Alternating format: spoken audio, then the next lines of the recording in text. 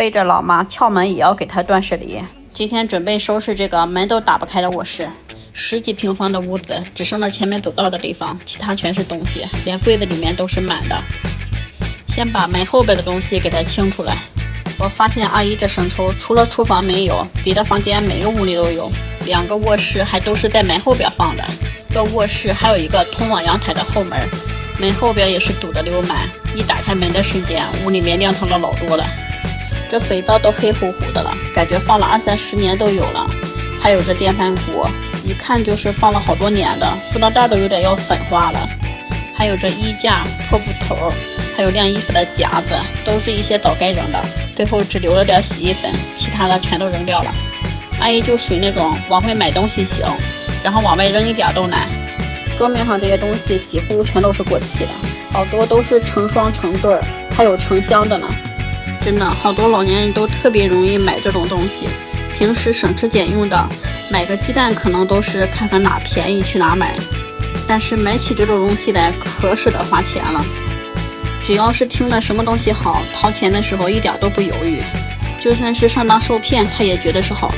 小姐妹说，阿姨差不多有一半的积蓄，都买这种东西了。这2个瓷瓶留着，这些化妆品啥的都扔了吧，都过期好多年了。这是个什么东西？我看了半天也没看出来，反正我给它留下来了。我主要是怕扔错东西。小姐妹也跟阿姨说过很多次了，就说这种东西对人身体一点好处都没有。但是阿姨是属于那种性格特别犟，听不去半点劝的那种。我把玻璃底下压的这些纸条啥的都给她留下来了。这是在这个房间里面第一次找到了钱，咱不管钱多少，你们一会儿就数一数，能找出多少次来吧。把地扫干净，开始掏柜子里的东西了。这里面的东西好像就是随手放的那种感觉似的，啥都有，衣服、吃的、用的都在这堆着，特别的琐碎，得挨个扒了一遍，连个小纸条我都没放过。第1个柜子留了这些东西，其他的全都给它扔了。小姐妹说，阿姨的犟不是一般的犟，就是她的世界里面，不管自己对不对，都是她全对，说啥都没用。在这个柜子里面找出来了这么多的粮票，我小时候都没见过，自从给别人断舍离以后才看见真的粮票。阿姨这东西都拿这种小纸片包的，你说能不好好看吗？找出来了3包邮票，1包粮票，都是在不起眼的纸里面包着的。在阿姨家里面真的啥都能找着，这一包全是扣子，这个是织毛衣的那个书，只要不是广告纸和报纸，其他的我都给它装起来了。不管在哪个房间里面，塑料口袋和这个布袋永远都是最多的东西。这个柜子除了刚才的粮票书，就留了这些东西，其他的全都扔了。大远一看就是一堆垃圾，其实好多东西都不应该留着。这个柜子里面都是阿姨的衣服，拍个视频让小姐妹确认一下哪个要哪个不要。找出来的一个戒指，我不会看真的假的，反正给放起来了。看看一个塑料口袋里面放着硬币，这还有1包呢，都是从刚才那个柜里面带出来的。小姐妹说，阿姨的犟不是一般的犟，就是她的世界里面，不管自己对不对，都是她全对。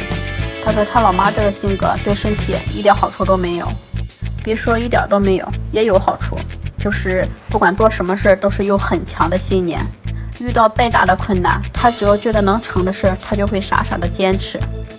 这也是为啥他妈生病了以后能恢复到现在的其中一个原因吧。还有就是包括对小姐妹的教育也是这种态度，所以小姐妹她今天才小有成就吧。好像听说她在她自己的专业领域也得到了不少荣誉，而且在她28岁的时候就给阿姨在海南和四川都买了一个小房，能感觉出来小姐妹特别孝顺。这衣服是扔掉了一大半，就留了4、5件吧，是拍完视频放到边上，然后再干别的，等小姐妹恢复了以后再回来挑衣服，这样不耽误事儿。这3个抽屉里面有点重要的东西，这都是一些收藏币。发现了一个小时候的玩具，上弦的小青蛙，70、80后是不是都玩过？现在还好用呢，以前的玩具是真抗玩啊。这有一些证件、项链啥的，我拿这个盒子给它装起来了。前2天我是特意留了几个这样的盒子，就想着有这种小东西的话可以装一下。3个抽屉就留了那点重要的东西，其他的全都扔出去了。这床里边还放了一个茶几，堆得满满的。先把它上面和旁边的东西给它清出来，桌面上的钱和纸啥的都给它收起来。这是发现的第几次钱了？看着这些东西挺好挑的，但是架不住多呀，太琐碎了。刚才那2个柜子，我是加拍视频带翻，整整是干了5个小时。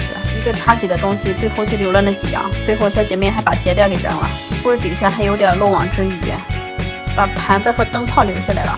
小姐妹小时候那些鞋还有调料啥的就都给她扔了，那些鞋好像都是阿姨手工做的呢。像我们小时候穿的鞋，基本上都是老妈做。上面的东西清完了，再把茶几里面的东西给它拿出来，真的是有点空隙就塞的东西。小姐妹说茶几不要了。这一天挑东西给我挑的晕头转向的，我感觉我这一天挑了几万件的东西。这个盒里面有个项链，有个银戒指，是首饰，不管它是啥，我都给它放起来了。又发现了2沓钱，一个是2角的，一个是1角的，2个不同的地方发现的。这些冷敷贴和化妆品啥的就都过期了，就把钱和首饰留出来了，其他的全都清出去了。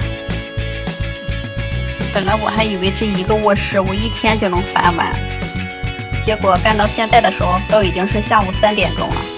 这布口袋我感觉扔出去了得有7、80个了。这一包全都是以前的衣服、垫子啥的，都给它翻口袋扔出去了。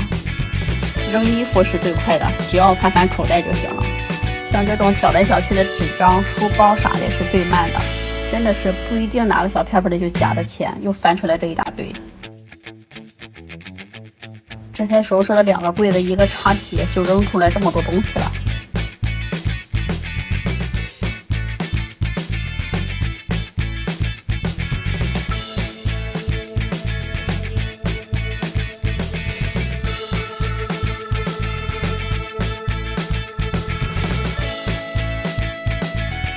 床头柜里面翻出来的钱是最多的，翻出来了好几次，这是一次，这又是一次。等我不忙的时候数数到底翻出来多少钱，然后再捡一个从哪翻出来了，各个角落里面都能翻出来，真的是想不到的地方都能有钱。把这钱、首饰还有只要是文字的我都给它留下来了。我要是挨个再去翻那些纸张的话就更慢了。阿姨是属于那种一个发票、一个银行存单或者是取钱的那个存单她都不丢。看看又来一袋硬币，还有2个银镯子，这3、4个盒都已经满了。不能卖的装袋子里面，这些能卖的就给它放到废品堆里，到时候多卖一点，我这个网约扔垃圾就能少花一点。今天就翻到这一块吧，再不往下翻了，这一天翻不完呀。先把这个床头柜和地面给它整出来，总坐的那个地方也累得慌。以前我一直说扔东西不累，打扫卫生累，今天正好反过来了，往外扔东西累够呛。这个地面也是包浆了，看看这油污镜先擦一遍，再用湿抹布过2遍就行了。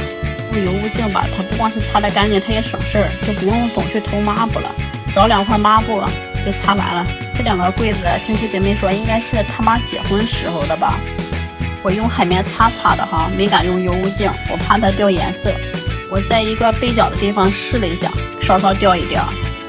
所以说你没用的时候，一定先找一个不起眼的地方试一试，它不腐蚀物体表面的时候你再用。像这个柜子用茉莉擦的也挺干净的，就是得用点力。这个海绵擦你擦的时候别碰到那种有棱或带尖的地方，一擦它就把海绵擦整碎了哈。桌面一般的都抗造也包浆了，我就喷着油污镜给它擦了一遍。还有一些材质你喷完立马擦没事，你待时间长了擦它就不行。今天干了9个小时，就把床前边还有里边这2个地方给收拾出来了。我是真的没想到会这么慢。看看扔出去的东西，明天把另一边给它收拾出来，这个屋就彻底完事了。